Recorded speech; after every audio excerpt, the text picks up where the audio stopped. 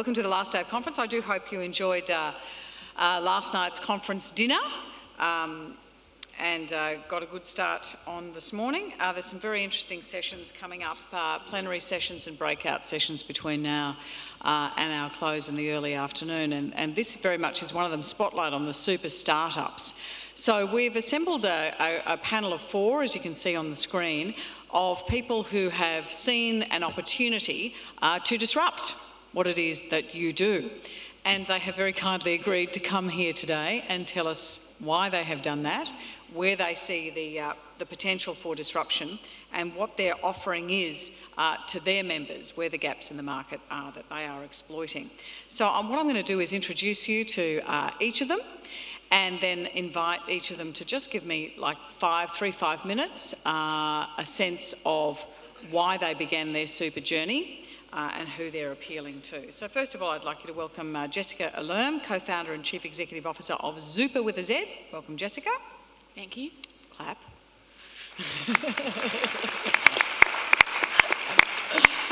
Beside me is Adam Verwey, is that right? Yes. Verwey, founder of Future Super. Please welcome Adam. Sam Stubbs is the Managing Director of Simplicity in New Zealand. He has an interesting story to tell you. Please welcome Sam. And finally, Matt Keeley is the co-founder of Grow Super. Thanks for coming in, Matt. Appreciate it. It says on your website you have 3 haircuts a week. Is that true? That actually, we just pushed the website this morning, or yesterday, so they've done that to me. I'm furious. They have. They have done that to you. 3 haircuts a week. Okay, so Jessica, if you want to kick off, make a start for us about what your background is and what your offering is to members. Yeah, absolutely. So I've got some slides. They should appear here in front of us as well. Oh, fabulous. Okay, cool. So we'll start there. So hi, thank you so much for having me. Definitely feel like a bit of an outsider in this room because I'm new to the industry. And I think the comment about disruption is really interesting. You know, obviously many people see super startups as a potential threat, but hopefully what we're able to bring to the conversation isn't so much disruption of the industry, which could be seen as a super negative thing, but just disruption of how the industry thinks. And I think, you know, that's to the benefit of everyone in this room because ultimately we should all be trying to reinvent ourselves and disrupt the way we think about our existing products. So, you know, I like the comment, a rising tide lifts all ships. And so I think that as we start to see innovation come into this space, we all stand to benefit, including members, which is at the end of the day why we're all here. So my background, I am an outsider. I come from the fintech world, so not superannuation, but banking, but not traditional banking, challenger banking. So I was at a business called Tyro, who are a fintech startup that launched just over 10 years ago in Australia, backed by Mike Cannon-Brookes and a number of high net worth investors, private companies still. And the whole premise behind Tyro was to bring disruption to the SME business banking space and to deliver a better deal for small businesses across Australia through technology. And during the time that I was there, the business started out as a payments business and then it moved into becoming a full stack bank. And they were the first tech business in Australia to get a new banking license, so quite phenomenal. And during my time, I was very fortunate to work across multiple parts of that organisation, from payments through to launching our first deposit product with Xero and also building our first lending book with a cash flow lending product. So my story behind Zuper, I'm only one of 3 founders and a team of other people, and I wasn't on the Zuper journey from the beginning, but I was pestered to join by the other guys who thought I was doing at Tyro and really felt like they needed to bring in those operational skills. So what sold me into the Zuper story and you know, convinced me to invest money into it as a founder was I think this idea that a lot of people, myself included, find the future pretty frightening. And when we sit and we read the news or we watch what's going on overseas, and we even look politically at how stagnant and static some of our political kind of ideas are, I think we kind of go, this isn't great, you know, what can I do about it? And you can fall into obviously a pattern of, well, maybe I just can't do anything about it and I'll stick my head in the sand. But, you know, I think there is something that people can do about it. And I think the big thing about that is this kind of growing wave of sentiment that you can actually do something with the money you have. You can actually change the world by investing in companies that are doing something better, and you can build that better future. And some of the stats that we used when we thought about that in terms of building a new superannuation company that thought a bit different differently, was this idea that you can have this profit meets purpose vision. And I know that that's not unique, and a lot of you are thinking about that in the room, including pretty much everybody on this panel, I think. But just this kind of growing zeitgeist, I think, in the community, that this is what people like me and the audience we're talking to are looking for. And so how did that translate? So for us, that translated into this concept that money is powerful, and that I can use my super in particular to build that future that I want to live in. And so when we launch very shortly, we'll allow people to invest their superannuation into clean energy and renewables. We'll allow them to invest into health and biotech companies that are trying to, cure some of the world's most challenging diseases. And we'll let them invest into technology, but not just blue chip technology, technology that's really at the cutting edge of automation, robotics, digitization, and the future of work. And when you talk to people about those sorts of things, and then you say, oh, guess what, you can do that with your super, it's an incredibly powerful message that can actually cut through that engagement problem. The second thing, just really briefly, about why Zuper exists is this idea that we really need to talk about money. And one of the big things we've realized going out there into the community is that it's still such a taboo subject, but maybe superannuation, because everyone has it and it's something they probably know they should be thinking about, we can actually start a conversation off the back of that idea. And so I call it solving the midnight money sweat. So, I was talking to someone the other day about millennial banking and fintech, and it was, is this millennial banking thing going to happen? Do we really need it? Is it just all kind of, a bit of a fad? There's a big report in the Australian this weekend in the Deal today. And, I kind of said to someone, look, I don't wake up in the middle of the night worrying about my bank account. I just don't. It kind of works. Like, it's not, but I do worry about my future and my wealth and, buying a house and can I ever afford to have kids and things like that. So I think for us, AI is at the heart of that, and Xena, our chatbot, is something that we're working really hard on. And I'd say when it comes to innovation, I think you have to be really careful with that word. Innovation for us is the IP that sits in that world that rethinks the way we deliver advice. And that's a lot further down the track for us, but superannuation is that sort of launch point. So I just wanted to show you a few really quick photos of what we're doing out in the sort of broader community. So we have this program called the FinGym.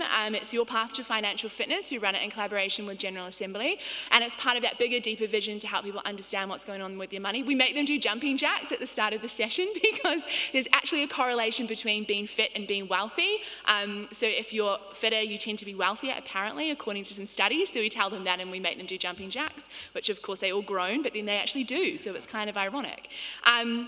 We make them start conversations about money, so we have these sitting on their seat and we just get them to turn around to the person next to them and just talk about finances. They probably don't even do that with their partner, believe it or not. It's still one of those things we kind of tend to hide. And we introduce what we call a discovery partner to keep it fun and fresh and, something a little bit different as a reward for all the learning they do on the evening. So this was Whiskey Loot, one of the partners that came to one of our more recent FinGyms, and that's Joel there offering one of our guests a sample of the whiskey, and that's Erin, another co-founder. So just to finish off with, because we don't take up too much time, who's in the team? Well, there's a lot of people that sit around us, a lot of expert people. We work with many of the same partners, but there's myself, there's John Holloway, who comes from a tech and growth background, Erin Thompson from the marketing, who's responsible for all the beautiful branding, Martin Kempke, who sits on our team and manages all the data and AI piece, and of course, I'm sure it's been a hot topic of conversation, but Chris White, who's our behavioural scientist, who influences all of our thinking every step of the way. And I don't think we would be on this journey if it wasn't for having him there with us. So that's super. Okay, terrific. I don't know if I can turn that off. Or... Just let me ask you one question before we move on.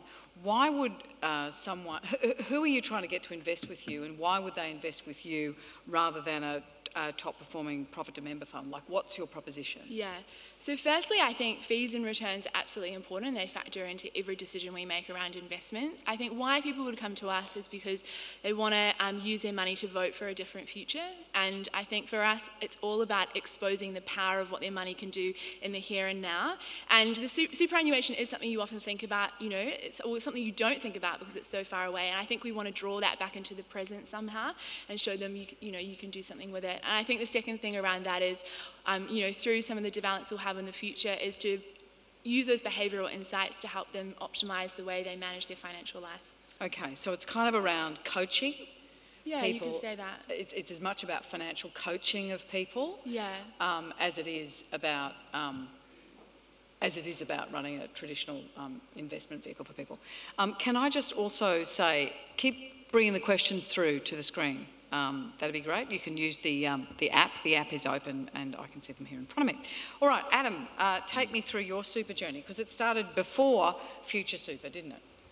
It did. I was at Australian Ethical Investment for 10 years, so I'd had 10 years in the superannuation industry, which was very beneficial before starting a new superannuation fund, because it is a complex and highly regulated industry. So I'm thankful I had that background, and most of the new super funds have managed to bring in at least one person with a superannuation background or financial advice background into their businesses. I guess I'd also like to start by also saying that it's great that we've been invited to a conference like this and being able to share our stories and being able to tell you about the vision for our funds. I think we all have a genuine desire to be embraced by the superannuation community and to work together to help achieve member outcomes. So Future Super is an ethical superannuation fund, and we're one of the old new super funds. We launched in September 2014, so we've now got a track record of 3.5 years. And the story of why we created Future Super started a year earlier in 2013 when I met my co-founder Simon Shake. Simon had just finished as the National Director at GetUp and had been selected as the Greens Senate candidate in the ACT, and I was selected as the lower house candidate for the Greens at that election. And what inspired us both to run in that election was the fear that Tony Abbott would get elected as Prime Minister, and all the great achievements that the Gillard government had made on climate change, like a price on carbon pollution, would be rolled back if Tony Abbott got elected. And ultimately, neither Simon or I were elected, although Simon came very close, but Tony Abbott was. And we felt just because we elected a climate change denying Prime Minister didn't mean there wasn't a very large amount of Australians who cared very deeply about climate change and very deeply about ensuring we have a livable planet. And research from the Australia Institute at that time said that 25% of people were so concerned about climate change they would be willing to switch their financial products to a product that didn't invest in fossil fuels. And we've recently commissioned new research on that shows the number is now closer to 40% would make a decision to switch a financial product on that. At the same time, the fossil fuel divestment movement was growing larger and larger, and this movement of tens of thousands of Australians were switching their energy to a fossil-free energy provider. They were switching their banking to a fossil-free bank, but they didn't have a fossil-free super fund to move their money into. Even the ethical super fund I was working for at the time was still invested in fossil fuels. And it wasn't just that there wasn't fossil fuel-free super funds. Research from the Asset Owners Disclosure Project showed that the average super fund was invested 50% in fossil fuels and high carbon investments and just 2% in renewable energy and low carbon assets. And when we're the stewards for $2 trillion, more than $2 trillion in superannuation funds, that sort of skew doesn't give us a lot of hope that we have a livable planet to retire into. We're investing in not having a livable planet. So that's why we created Future Super, so that this large market of climate-concerned Australians could protect their super savings from the stranded asset risk of the fossil fuel industry and also have their savings invested in a positive way so that they have a livable planet worth retiring into. Since our launch in 2014, we've had 10,000 Australians join our super fund, and we have 310 million in funds under management, and all our members come to us directly. We only have a handful of members who have come to us through a financial advisor, and we're not a My Super Fund, so we don't have members coming to us through their employers. So each of our 10,000 members has made an active decision to join our fund, and they're a highly engaged membership.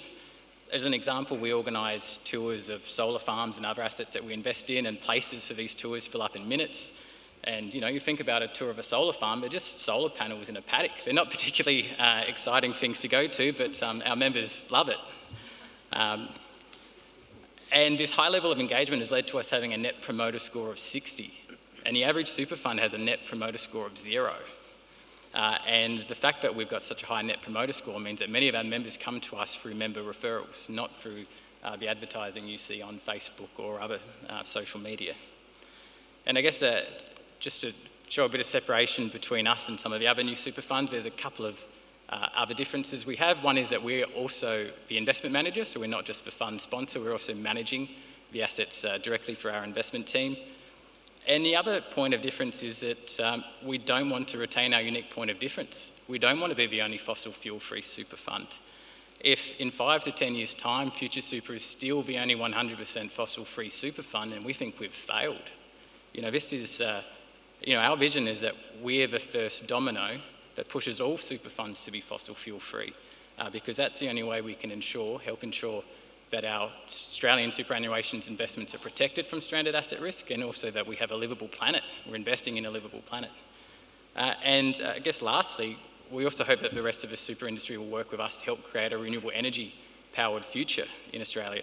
We commissioned research in the last few weeks that shows by 2030, if we all had an 8% allocation of super fund assets alone to renewable energy, Australia could be 100% renewable energy powered. And that's something I'd love to work with the broader superannuation community on. Okay, terrific. And just a quick question then, for clarity then, Jessica, when you put up the folks in your team, there's no investment team there as such, so how do you... Not in the core team, so we work with a bunch of advisors that provide that service for us. And who are they? So they're shareholders in the business, and they're also partners like BlackRock and our asset consultant. Okay. All right. Now, you've got a slightly different story to tell, Sam, haven't you? Simplicity's a New Zealand outfit. It's your country's first not-for-profit or profit-to-member fund.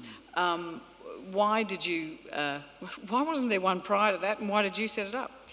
Look, I don't know why there wasn't one prior. I think the Aussie banks dominate our market like they do here, and there hasn't been, the unions didn't latch on to super as early as they did here. So the unions should have a very strong super presence in New Zealand, but they just chose not to. Why did I do it? Well, it's just good old-fashioned midlife crisis. I'd had 30 years in investment banking, and I had a lot of sins to assuage. So it really started with just, I retired and I had a year working for charity, and look, I realised I was just a labourer at the end of that. And I thought, I got together with 3 mates in a pub and we said, how do we make the biggest difference to New Zealand? And we had a blank sheet of paper, it could have been anything. And it ended up being, let's set up a, we call it non-profit KiwiSaver scheme, KiwiSaver being the equivalent of super here. And so we just charge what it costs, and we're 100% online, and we're owned by a charity. So, and our long-term goal is to effectively deliver free financial advice via an AI platform. Actually, coincidentally, we've just launched it today in New Zealand. And we think in 2 or 3 years' time, we'll have that nailed. We'll be able to offer completely free financial advice across all products in an open source platform. So think about it like a Tesla, like, you know, we'll do the work, but we'll give it to anyone who wants it, including, by the way, our competitors. And with that, then they will choose financial products which are appropriate for them, because we firmly believe, if you think about how we think about ourselves, we call ourselves a dignity company.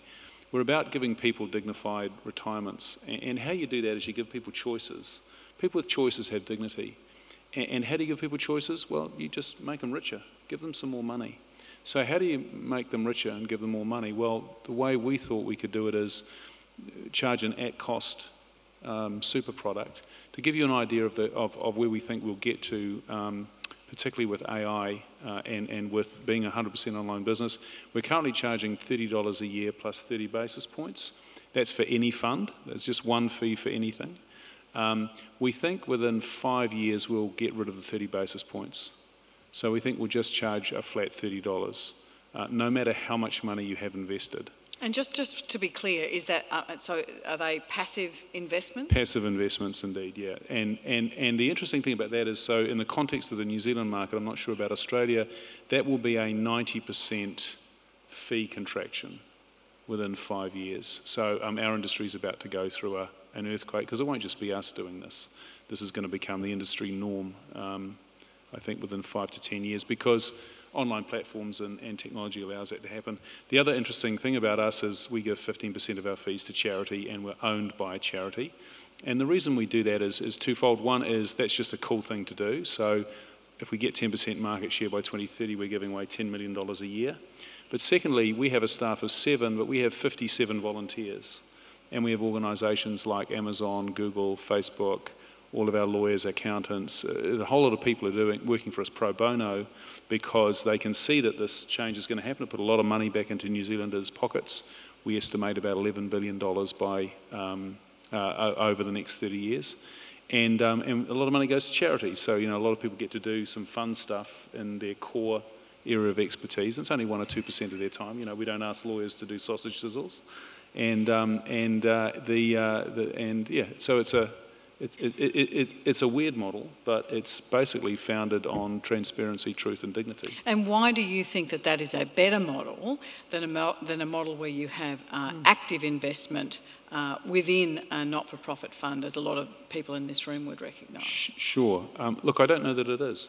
I mean, time will tell about whether active or passive is the right strategy, but certainly based on the research we did, we could have chosen active. We had a choice of any strategy. We chose passive because the one thing we knew we could control is fees, and the one thing that we knew that technology would do would dramatically lower the cost of doing business. So we thought the biggest opportunity to put money into people's pockets was to go for the lowest fee, and that was passive, yeah. Okay. But it's more online rather than passive. That's, you know, those two are a very powerful combination. How many members do you have?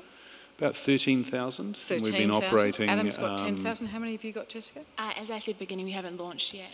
You haven't launched yet? No. Okay. So the people jumping up and down, who are they? So they're people that come to our FinGym events.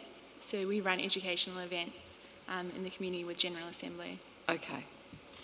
All right. Okay, so over to you, Matthew.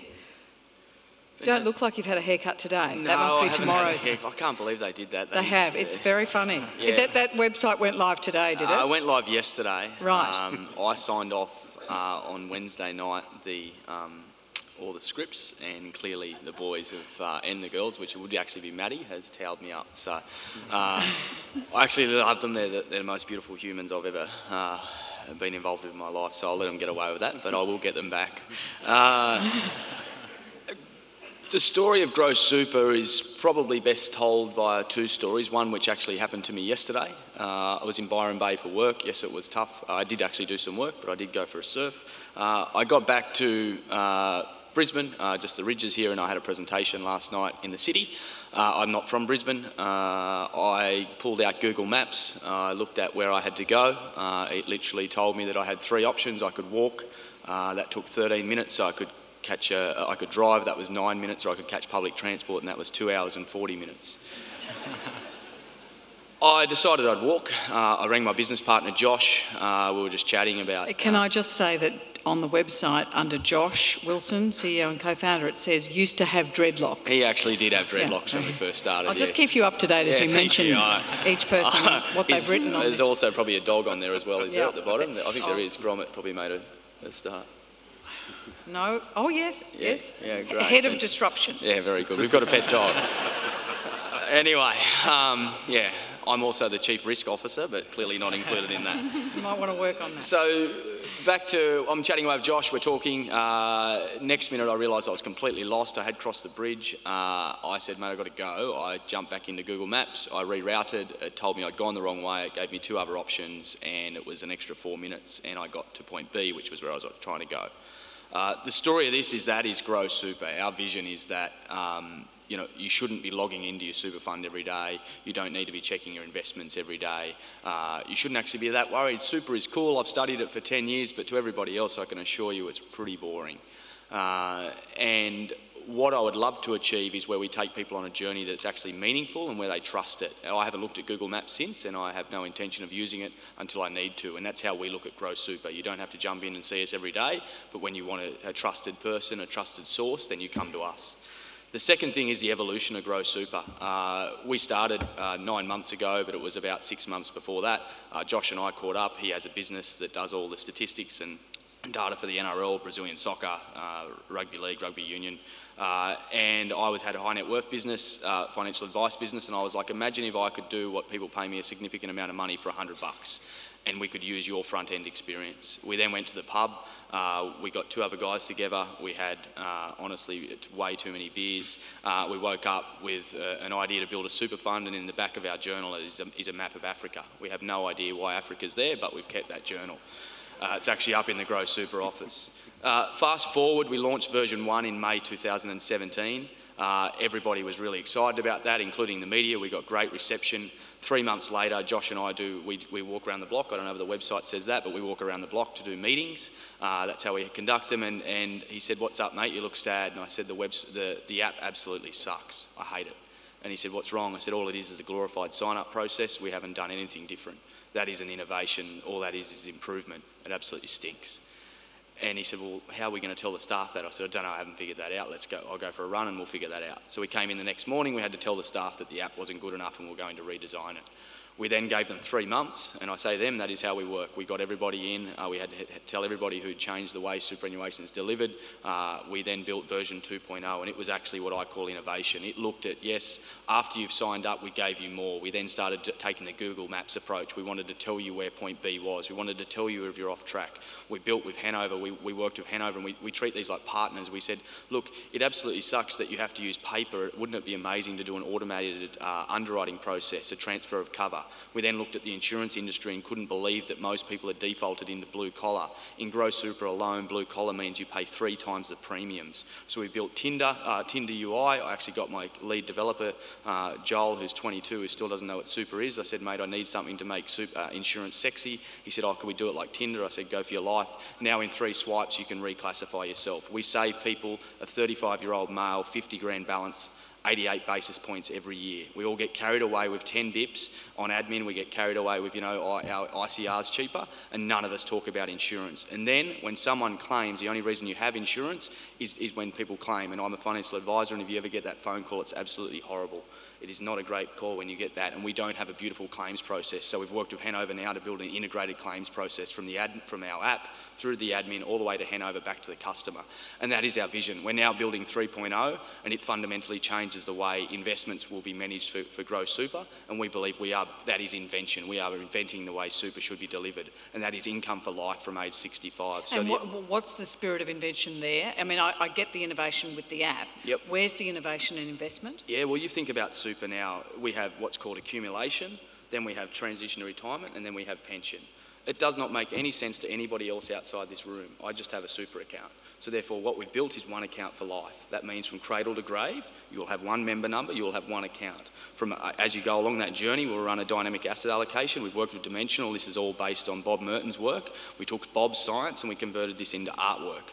And what we're basically doing is giving people on a journey. We're telling them where they are now, and we're helping them make meaningful decisions around income. We all talk in net assets. Net assets mean absolutely nothing. It doesn't matter if you've got $1 million, 2 million, or what. It matters how much you spend. So if I'm 27 and I log in, and I'm not logging in every day, what am I seeing that's different from what I log in and see on a traditional industry fund, which is going to give me, fees, it's going to give me returns, and Fantastic. It's going to give me my accumulation balance? Yeah, in Bob Merton's words, when a very big fund, they're probably not in this room, was talking to Bob, and he said, I feel so sorry for you.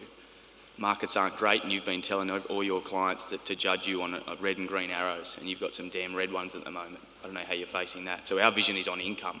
So we get people to put income targets in. And we set objectives around that income. Retirement income. Exactly. And if you think about it, we get people to put income objectives in weekly, fortnightly or monthly. Why do we do that? From age 18 to 65, you get paid that way, whether you're self-employed or an employee. Yet when we do superannuation, we talk in net assets, then you retire and we talk in percentage of income. Let's just think about the percentage of assets, sorry. So what does everybody do? They go, well, I don't know what to do, so I'll just take the minimum. What's that? That's 4%. I take the minimum, I implement my own longevity risk strategy, and that's the worst thing anybody can do. So then we've got 2 problems. People are not living their desired lifestyle in retirement, and then they're dying and passing on wealth. From the government's point of view, that isn't great. If we put the government aside, from a client point of view, it absolutely sucks. People aren't turning on their electricity, and it is our job to change that. And I believe that will be true invention. So before that, yes, innovation is subpar, and we are now looking to change the future. All right, there's a whole bunch of questions coming through. Let me just ask everybody some quick questions. We know the answer from you, Sam. Each of you, just a very quick answer. Do you operate or intend to operate, in Jessica's case, as a profit to member or shareholder business model? Look, I think that's a good question. I think obviously we went into this business because we want to build a profitable business, but we want that business to be profitable for us and our members. And so I think, in a perfect world, it's great if everyone's profiting. I think that should be the outcome.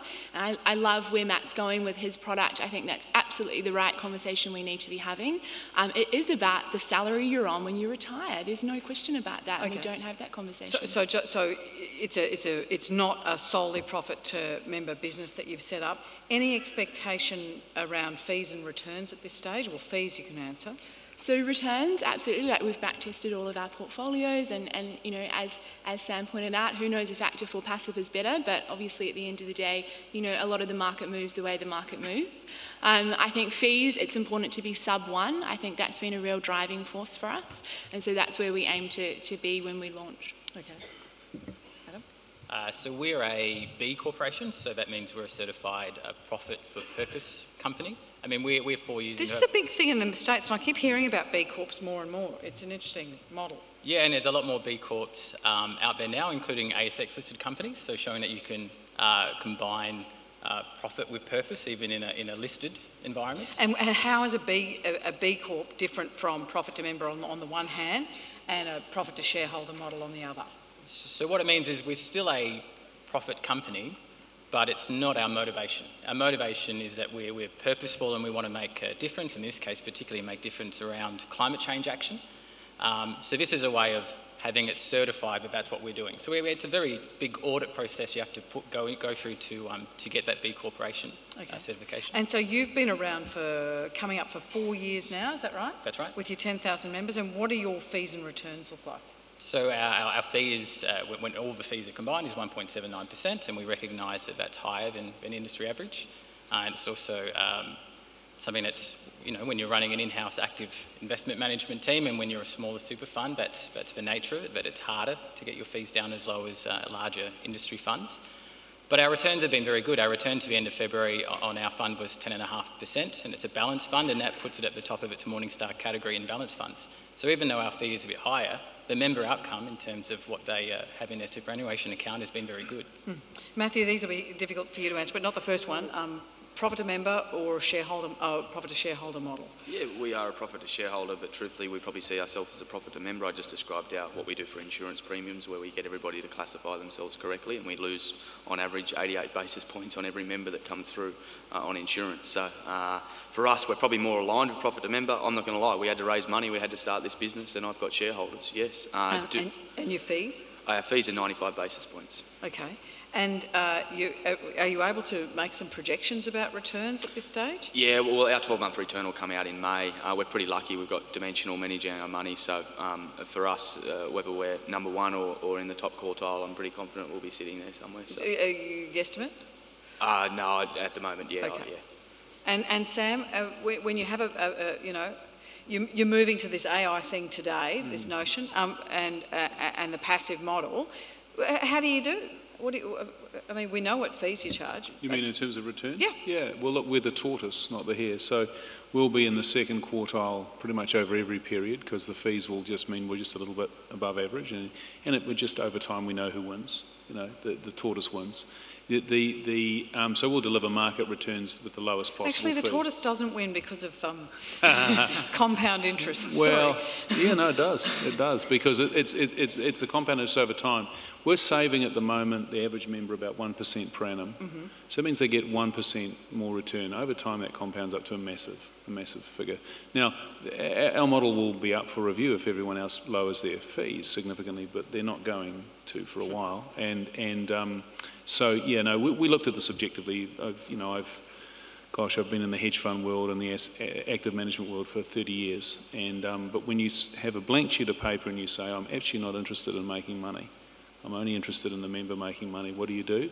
You pretty quickly come to controlling the only thing you really can control, which is fees, and you get those rock bottom. Yeah. Okay, some other questions coming in around who fulfills the trustee responsibilities. What are your intentions there, Jessica? So we have a relationship with an independent trustee called Diversa, and they've been fantastic at helping us on our journey, and that's disclosed on our website so that people can see that and understand the relationships we have in place from a regulatory perspective. Adam? So we also use Diversa. I think Diversa is very common as an outsourced trustee provider for a lot of new super funds to use, in part because they're a very good trustee. We've found them very good to work with. Also, I guess it helps to explain what our role is in this, which is as fund sponsor and fund promoter, and I think that's a bit of a misunderstood role, because I think it's interpreted as being that all we care about is advertising and marketing, but that's only one aspect of what we do. We all have member contact centres, we're all working on our insurance offerings, we're all product people. We're working as if ourselves of a trustee, even though we're not. So yeah, so I guess I just would like to explain that. So even though we have a outsourced trustee, we're not just handing over that trustee role, we're acting as if we had the fiduciary duty to our members ourselves. Sam, how does it stack up in New Zealand? In New Zealand, well, you can choose a trustee, but our trustee and custodian is actually the government. It's a government-owned entity. Okay. We pay them a fee for the service, so it's quite nice having their balance sheet behind any problems. And it's also, politically, quite frankly, that's fantastic as well. Okay. Yeah, Diverse are our trustee, OneView are our administrator. We facilitate the technology over the top of that. We run our own call centre and whatnot in-house as well. Yeah, and in terms of your investment strategies, to Adam and Mathew, what are you looking at? I mean, is it diverse enough, or is it just a passive fund? How are you managing that? I mean, I think I possibly know the answer here, but what's your answer? Yeah, so we, Dimensional run our investment strategy for us. I've used them for 10 years now. It was a great journey. It was another one, again, they've never really played in the retail space. I remember sitting with the CEO, Glenn Crane. There was myself and Josh with his hat on back to front and thongs and an average t-shirt and his dreadlocks. And I said, Glenn, we want to launch a super fund and I want you to be on board. And he goes, well, why? And I was like, well, we want to teach ordinary everyday Australians stuff they didn't learn at school, and we want to give them access to investments that are absolutely quality. Dimensional have a background of 650 billion in management. I don't need to waffle on about that. So for us, I'm not worried about an investment manager. I'm not saying they're going to be the top performer every year, but I definitely know that they're good at what they do and they've been around for 30 years and that's their purpose. All right, there's some questions coming through. Let's get the elephant in the room out of the way. How do the startups justify the significant cost to members' retirement savings of higher fees and lower returns just so they can feel cool? That's not the spirit of all of the questions, may I add? That is the spirit of all the No, questions. it isn't. Oh, It okay. isn't. Well, first, I think sub 1 isn't expensive. I mean, if you canvass the market, there's plenty of retail funds that are, over 2%. So, I mean, why are they still over 2%? Why am I still paying over 2% with one of these big retail funds? I think that's outrageous. I'm not sure if any of them are in the room, but I think people maybe need to take a bit more of a closer look at the industry before they sort of pass kind of judgment across all startups. I think we are very fee conscious. I think the thing that constantly keeps us pushing for more innovation and trying to do things better and harder is because we are looking to actually take more and more costs out of members and what they have to pay. I mean, one of the big things I've been looking at, for example, is author. That's potentially a barrier to entry for a lot of startups, as no doubt many of you in the room probably understand. And as I scroll through multiple PDSs, what do I find? I find that most of the time members are being clipped for author in many instances. And now, whether that's the right or the wrong thing, it's still a fee that members have to pay. So I think, every time we see a fee, we go, how can we either remove this or how can we account for it differently so the member doesn't have to pay? And I think having that customer member-centric view, maybe from a slightly different perspective, is one of the absolute benefits we bring to the space. I would say that it's not easy to work out what the fees for a super fund are normally. You have to be very good at reading a PDS, and most regular Australians aren't good at reading the PDS, even though they've all told you that they've read it. And you've got to patch together from all sorts of different products and options to work out what the fee actually is. I think one of the things that a lot of startups are doing is we're really upfront about what our fee is. You can find it on our website. You don't have to dive into the PDS to find it. And I think our fund has shown that we can provide after-fee returns to our members, which are in the top quartile, not all the time, but have frequently in our time period. So it's not just about the fee. The other thing I would say is we have a net promoter score of positive 60. The average super fund has 0, and every single one of our members knows what our fee is. So the fee isn't the most significant thing for members. Otherwise, our members wouldn't be so happy with us.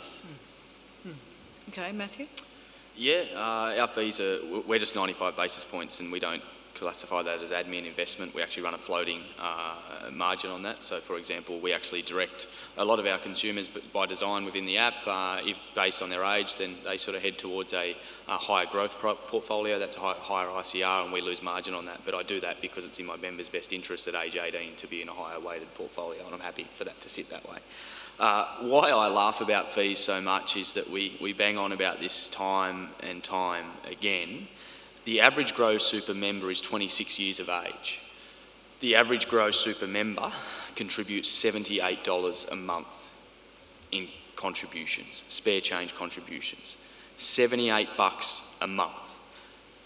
Based on their salary, it's about an extra 3% every year that they're making in contributions. So we can bang on about fees all we like, but we're still short when we get to retirement, aren't we? Because we're not solving the problem. So great, if you want to sell yourself on fees, I welcome you to that challenge. It's a race to the bottom, and truth be told, you will strangle us to death because we can't go that low. You know, we're paying admins at 20, you've got trustee fees, you've got investment fees, we're only making about 30 bips, let's just be blunt about it. But if you want to make an actual difference outside of fees and performance and red and green arrows, then think of other ways, and contributions are the way to do that. And we're really proud that, you know, somebody who contributes at, say, 2% a year, we can add about an extra 300 grand to their balance by age 65. We actually, just out of a side interest note for you, we actually debit that on a monthly basis. We ring every client before we debit their account. So we say, hey, your debit this month is $56, right? So we don't debit it every day because there'd be transaction costs. Would you like us to do that? From a behaviour economist point of view, that is absolutely crazy, because the purpose of spare change is you don't think about it and you save it. 93% of our customers last month said yes.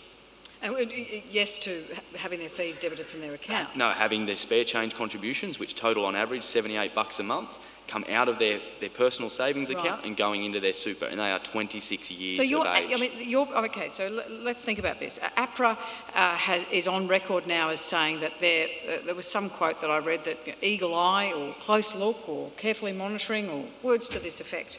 The new entrants to the disruptors to the superannuation industry in Australia, they're going to have a close watch on whether turbocharged marketing represents disclosure that's defective or misleading. Talk to me about the interaction with APRA and the regulators and the feedback that they've actually given you all. Well, I mean, I think like all super funds, we all seek out to have some time with APRA and talk through how we're marketing our products. I can't speak on behalf of everybody here, but we have a very great conversation with APRA. We're happy to open up everything we're doing. We're highly accountable. We have a large internal audit team that listens to every single phone call that gets made. One benefit of having a smaller fund is you can listen to every single phone call that comes in and out, just to make sure that we're doing the right thing, particularly on insurance, making sure people aren't losing insurance when they switch financial products. But I think, unfortunately, there's been a couple of new super fund entrants that haven't promoted themselves in a way that makes you think that member outcomes are their primary interest. And unfortunately, I think that's tarnished all new startup super funds.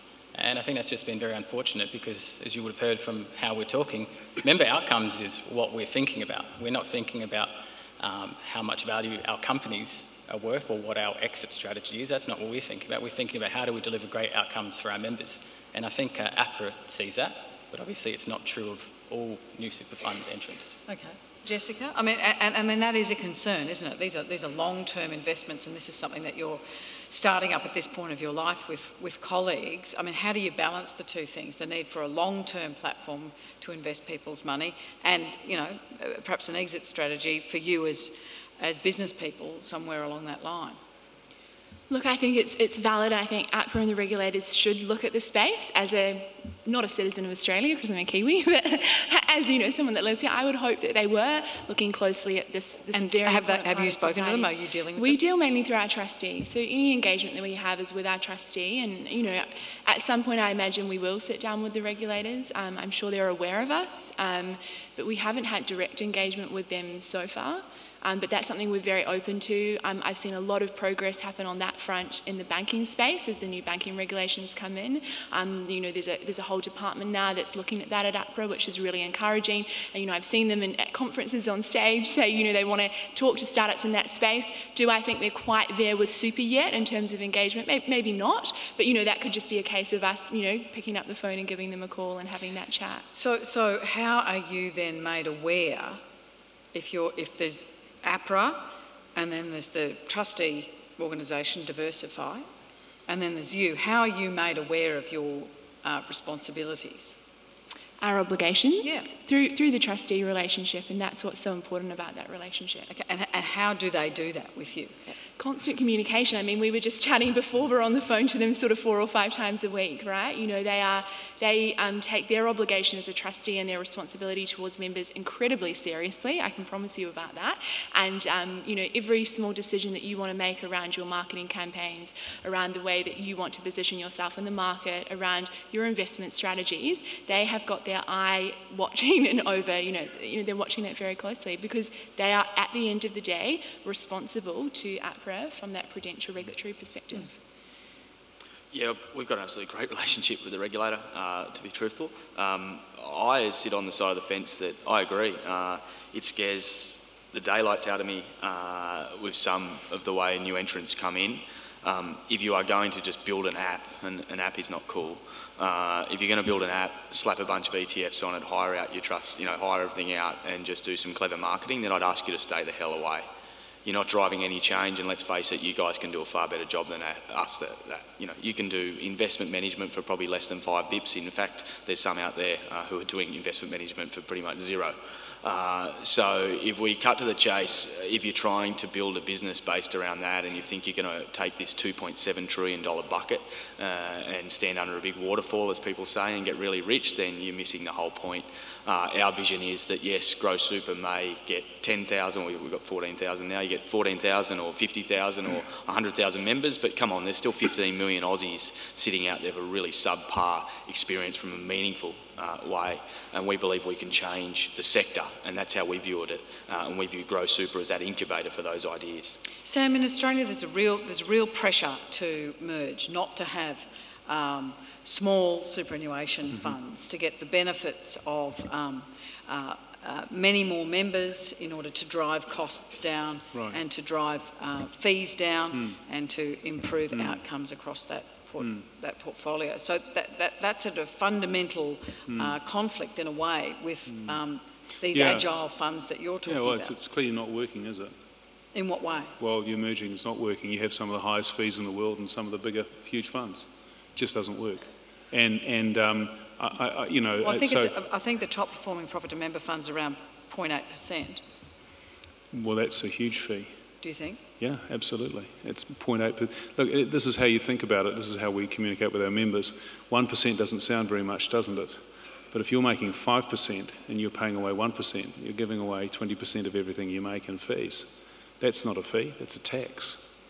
And look, no one else in the world charges a basis point charge for fees. This is another way of thinking about it. Say you own a house worth $1 million. I don't know what you call it here, but we call it rates, what the council charges you. Yeah, that's it. Right. Okay, so if your rates were 1%, your rates bill would be $10,000. There'd be rioting in the streets. So you know, this is the industry. I get it that the industry loves basis points, but it's wrong. It's a wrong way to charge. And if you look at businesses like ours who build it ground up, high tech, and we say we're only going to charge what it costs, you know what it really costs to run a super fund in New Zealand? It's about $50. That's it. Doesn't matter how much money you have invested. So I think that just like you pay for everything else in life with dollars and cents, you're going to be paying dollars and cents fees for super all around the world, because this is just, the industry's just going through the final stage of its emperor's new clothes moment. You know, it's wandering along thinking this is cool. Was it 32 billion in fees last year? Do you really think it costs that much? You know, it's crazy. And look, it's crazy in New Zealand, and we're a tiny fraction of the size of your market. So this consolidation argument to me is amusing, but clearly wrong, because fees aren't coming down and the size of the pie continues to grow. By the way, I'm getting on a plane straight after this, so... Yes. We'll get security to work you out. But this is, can I just say one other thing? No one in Australia or New Zealand is going to decide this. This is actually being decided by Amazon, Google and Facebook. They are designing now the AI engines that will deliver the financial advice, and whatever your regulators do, whatever one does, is just going to be a delaying tactic. The bottom line is there will be a reasonable price to pay for the services that are being provided. It is not what is currently being charged, particularly for high net wealth people. Everyone's got away with it for a long time, that's fantastic, but the party's just about to be over, and it will be AI that does it. It will be the provision of this, because it doesn't need human beings, it doesn't need human decision making. So what about your colleagues on the panel? Do you see their models as sustainable? Yeah, I think they probably are, because they're not actually about fees. They're about service, they're about what you invest in, they're about the lifestyle decisions that you make. And that's actually how people want to think about money, right? It's not about what you pay, it's what you're getting for it. The money just happens to be the dollars and cents. It's the lifestyle and the choices and the dignity that it gives you. And if I promise to get security to walk all of you out, would you answer this last question? You don't you don't seek to disrupt unless you see that there is a potential weakness in the industry that you are seeking to disrupt. What do you see, Jessica, as the soft underbelly of the insurance industry in Australia that you're saying, aha, that's their weakness and that's the one that I'm going to exploit for my members? The insurance industry. Sorry, the superannuation industry. I was going to say, we do have insurance in our fund, in case anyone is wondering. I know that tends to be a hot topic in startup super land.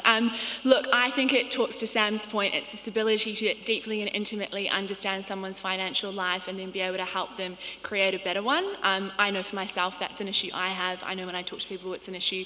The financial world is getting more and more complex and it's harder and harder to navigate, yet all the tools are there to allow us to do that. And I think that's for me what really drives us at Zuper, the behavioural element, the AI piece.